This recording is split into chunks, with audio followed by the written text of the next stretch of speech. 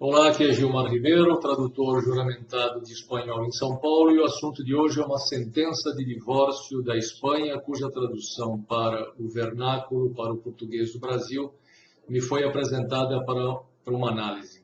Bom, vamos lá então encarar os problemas tradutórios dessa sentença. Divórcio contencioso é o divórcio litigioso e não divórcio contencioso, como foi traduzido. A instância del procurador é a pedido do procurador e não a instância do procurador. A tenor de los seguintes hechos é de acordo com os seguintes fatos e não a teor dos seguintes fatos. Demanda contenciosa de divórcio é a ação litigiosa de divórcio e não demanda contenciosa de divórcio.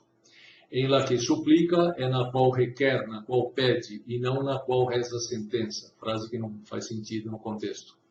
Emplaçando-lhe a fim de que compareça, intimando-o para que compareça, e não solicitando a fim de que compareça.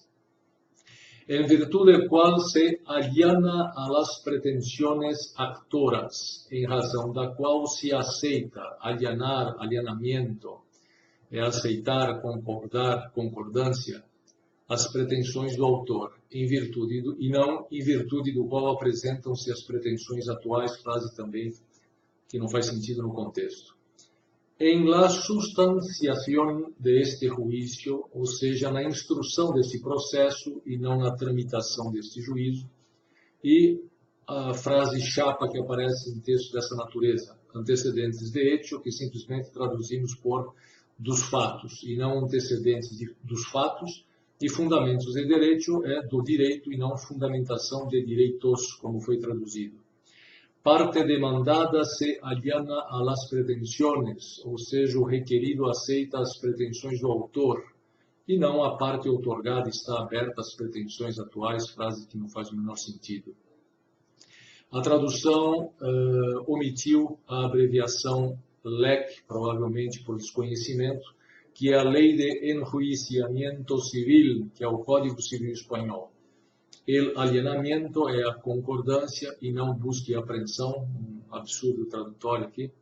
Procede estimar a demanda por alienamento del demandado. Procede deferir a ação por concordância do requerido, quer dizer, ele aceitou o que a parte contrária pretendia. E não procede estimar o processo por busca e apreensão do outorgado. Um absurdo aqui.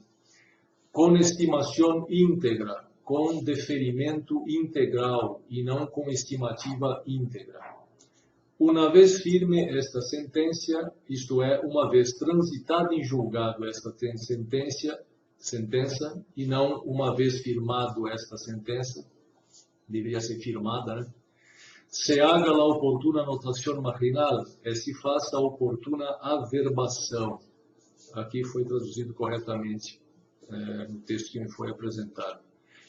Por esta mi sentença, é por esta sentença, e não por esta razão, transito em julgado nos autos, frase sem sentido, e está bem viajada, aliás, na tradução, de la qual se llevará testemunho, e da qual se manterá um traslado juntado aos autos, e não será arquivado original. E o texto conclusivo, chapa, né? Lo acuerdo, mando e firmo, decreto, ordeno e assino, e não acordo, dou fé e firmo.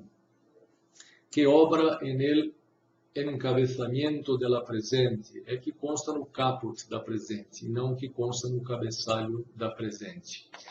Dificuldades tradutórias como essas, no mundo jurídico, contratual, estatutário, etc., podem encontrar no começo de solução, de subsídios tradutórios, a partir do link que quem me assiste encontra na descrição deste vídeo. Até um próximo vídeo. Tchau.